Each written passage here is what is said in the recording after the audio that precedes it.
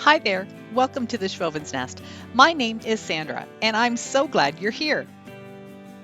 Thanks so much to all of my new and current subscribers. I really love you guys. If you haven't done so already, I would love it if you could hit that red button too. This is a leftover board that I had hanging around in my stash, and I haven't made a home sign in a really long time. So I thought it was time to make something. I'm doing it a little bit different. I'm using some parchment chalk paint, which is a sort of an off-white in the beige tones. I really like that for fall. I think sometimes the white is just too stark, so I do change things up a little bit. I'm going to give this one coat. It's not going to be a really good coat, just nice and rough so you can see a little bit of that brown coming through. I've made a lot of different home signs, and these are the letters that you can get at the Dollar Tree. I already painted them black.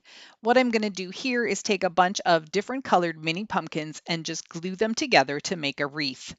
One thing I noticed what really helped with the hot glue on these styrofoam pumpkins is if you put the bump in the crevice of the other. So the bump of one pumpkin goes in the crease of the other pumpkin, and that just really helps to hold them more secure. I've got some real acorns here. Some of them lost their little caps, so I'm just taking some hot glue and putting them back together. Then I'm going to add 4 of them to this little mini pumpkin wreath.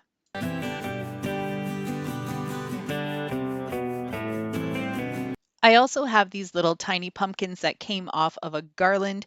There's a couple of different colors. One is sort of this ivory, and the other one has a little bit more of some yellow tones. So I'm just going to add a few of those in just to give it a little bit more chunkiness.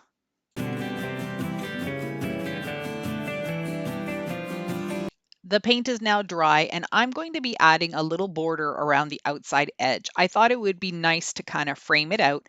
So I'm just using some painter's tape, and I'm marking off. It's about 1/4 of an inch or so. And when I take the painter's tape off, I am going to get a little bit of the paint coming off, but that's okay. This is a rustic sign, and I'm all right with that.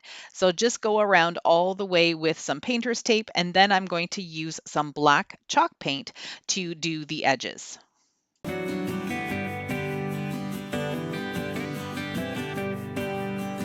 I've laid my letters out to spell home, and of course, the little pumpkin wreath is going to be the O.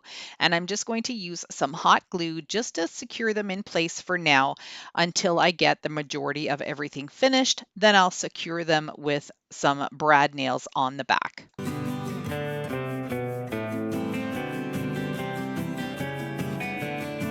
I want the pumpkin wreath to be removable so you can use this sign for year-round decor. So I'm going to add some of these rub-on transfers from the Dollar Tree at the top and at the bottom, just to give it a little bit of an extra embellishment. My Dollar Tree stores don't have any of these rub-on transfers. If they do, they get sold out in a matter of minutes because they don't get that many in. So someone from the United States, a wonderful subscriber, had sent me a bunch of these, and you know who you are, and I truly appreciate you. This is my multi-tacker. It is a staple gun, but it can also do multiple different sizes of brad nails.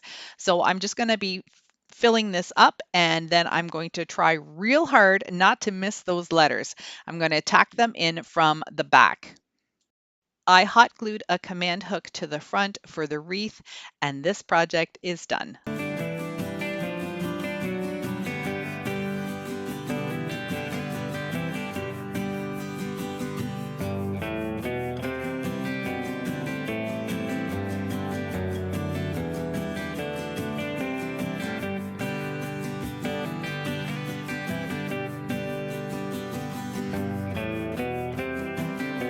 Well, hello, gorgeous.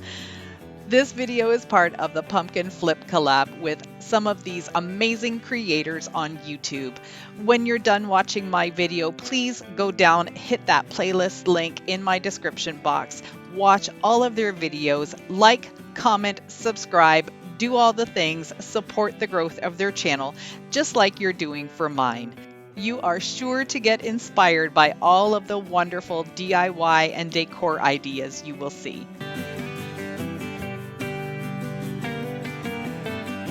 One of the popular decor ideas to try is paint with baking soda. This gives your project a little bit of a concrete or stone look. And I thought taking these bright pumpkins and a couple of them that I have used previously and don't like, so I thought I would redo them. What I'm doing is using some gray paint, and you can see that it's getting super thick, and that's okay. You can add a little bit of water just to thin it down. That won't affect the texture of the baking soda. I like to put round things on a bamboo skewer. That just makes it so much easier to hang onto while you're painting. And also then I stick it in a styrofoam chunk that you can see underneath my pumpkin here. And that will just help it to dry, extend it into the air, and then I won't get any schmutzes on it. I always do a thinner coat to start, let it dry, and then come back and do a thicker second coat. This little pumpkin has definitely seen better days. It was orange, it got painted black, it lost some of its top, but none of that is going to be visible once I put this baking soda paint on it. I really love how these turned out, and I do have a little gourd down at the bottom of the screen there. He's going to get some paint on him as well.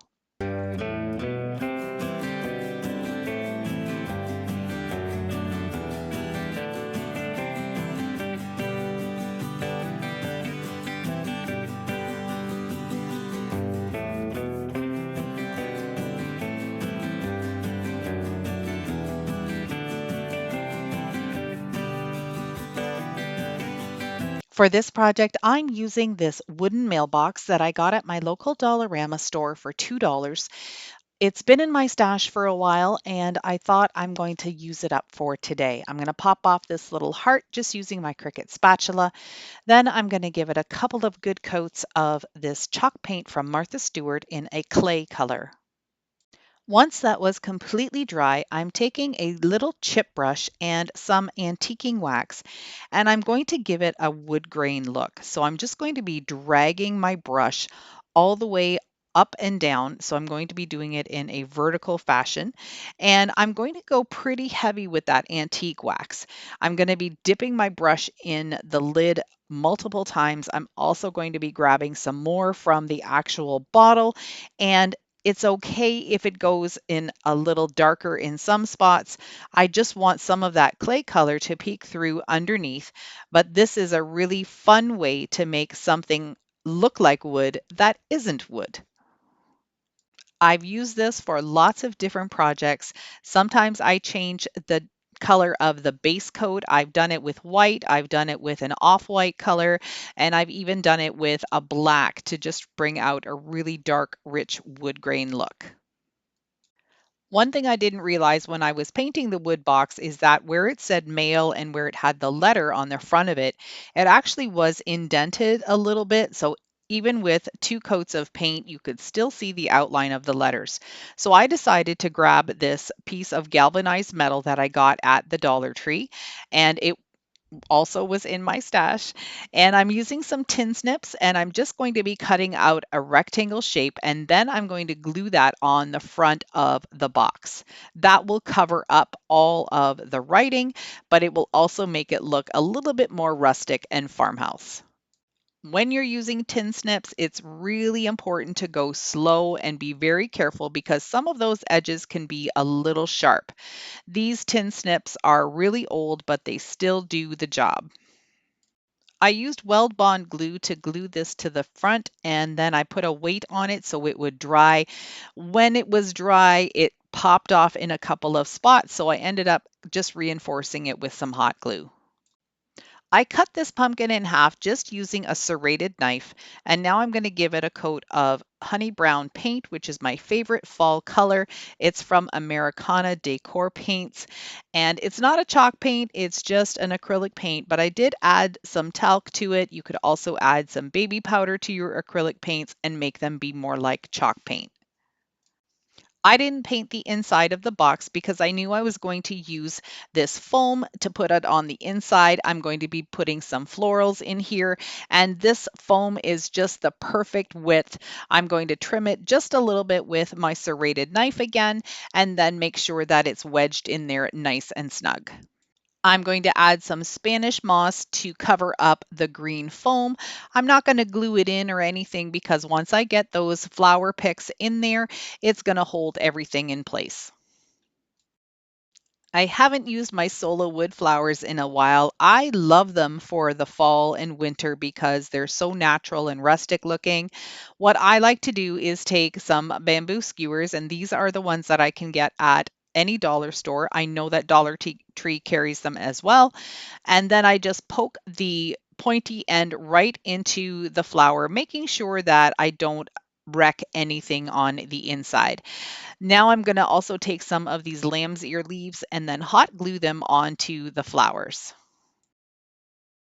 I've also got some smaller lamb's ear leaves that I'm going to be adding to the mini solo wood flowers. I've also got those on some skewers, but not quite as long. Then I have 3 little orange pumpkins and 2 little green pumpkins. I've got skewers added to them as well, and then I'm going to start arranging my box. When I do flower arrangements, I like to start with the largest pieces first. So I've added that first big solo wood flower, and now I just trimmed down a couple of inches off the skewer from the second one just to give it a little difference in height. Then I'm just going to be starting to add all the other little flowers and the pumpkins, and I just work with it until I like the look of it. I don't like anything that is symmetrical. I like things to be a little quirky and a little off kilter. So if that's something that you like, I hope you'll stick around because I probably will be doing more of these for the fall season too. I decided to place that little half pumpkin sort of in the center of the front, and I've got some letters that I cut out using my Cricut and this beautiful khaki green color. It matches these little pumpkins perfectly. I just cut out pumpkin patch, and then I'm going to add that little pumpkin to the center with some hot glue, give it a stem and a few little leaves, and this project is complete too.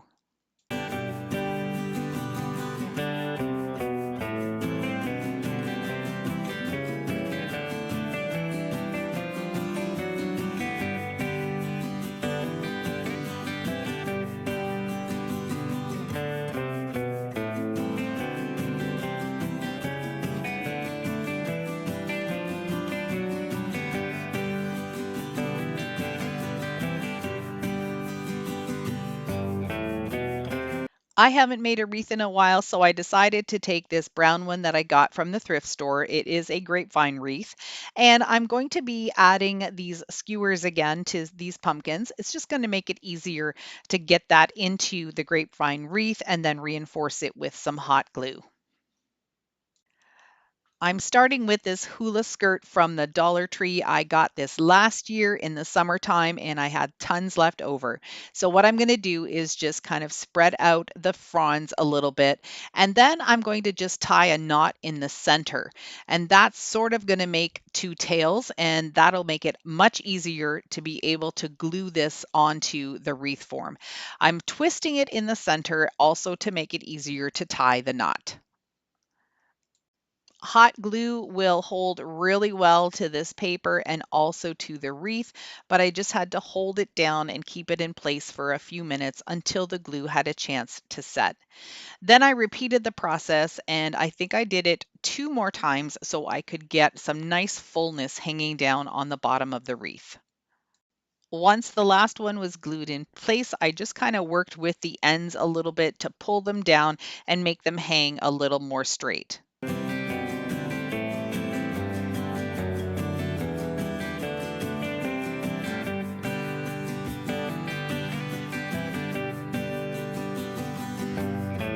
Just like with the flower arrangement, I'm starting with my largest pieces first. So I have this beautiful rustic sort of dark orange pumpkin. I put some hot glue on the bamboo skewer and then pushed it into the grapevine wreath. I'm going to hold it until it's firm. I added little tiny bamboo skewer pieces to these mini pumpkins, and I'm doing the same thing, just adding some hot glue and holding it in place until it's set. Dollar Tree always has this beautiful pipberry garland, and for the fall season, it's usually sort of a dark burgundy and an orangey red kind of color. This is so pretty, and I love using pipberries in my wreaths. This was also sent to me in a huge box of craft supplies by a subscriber. Her name is Kimberly. You know who you are. Thank you so much again for everything you did for me. I'm cutting pieces and just adding them into the hula skirt. For the final touch to this wreath, I took some of the pipberry garland and then started on the one side and wrapped it around all the way around to the other side. And then I did that one more time. I started by securing it with some hot glue and then very carefully winding it around. The pipberry garland is wired, so it always stays in place, but you do need to just use a little bit of hot glue to make sure that the end doesn't pop out.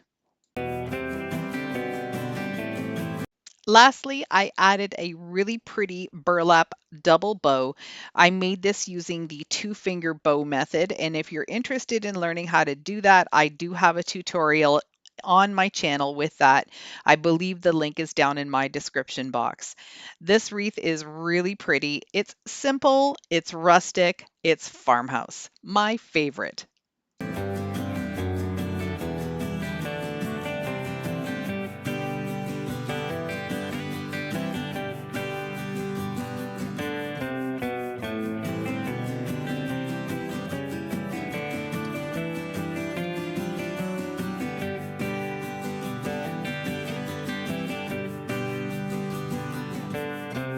I'm using these two little frames that I made this decor last year. It didn't sell, so I'm redoing it for this year. I cut out two pieces of paper. You can see one on the right there is sort of a brick pattern, and I think the one I'm using right now is sort of a wood pattern, but they have really nice fall colors. Just a glue stick, and then I'm going to place them right inside, right on top of what's already there. I'm going to make just some little pumpkin scenes here.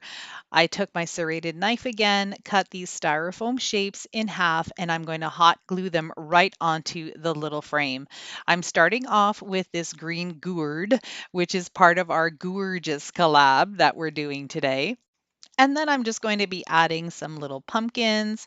I've got some mini ones. I've got some of these other little orange ones cut in half, and then I'm just going to accent it with a few little acorns. For the final one on this, I'm going to do a sweet little double bow with some pumpkin ribbon that I got at Michael's last year on clearance. This is the result of the second little frame that I did, and for this one I'm going to add a little bit of that pumpkin ribbon across the top there, and then I'll add a little bow to this one too, and I think this pair turned out really sweet.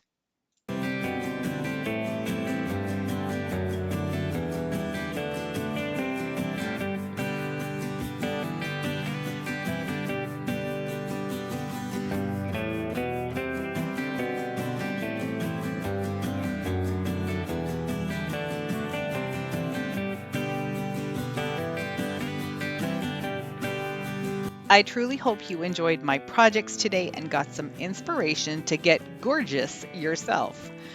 Please make sure you go down to my description box and hit that playlist link so you can see everyone else's decor projects too. If you haven't already, I'd love it if you could hit that red subscribe button, hit the like button because that helps me get noticed more on YouTube, and don't forget to click the notification bell so you don't miss any of my future videos. Thank you so much for watching. I appreciate each and every one of you. Bye for now.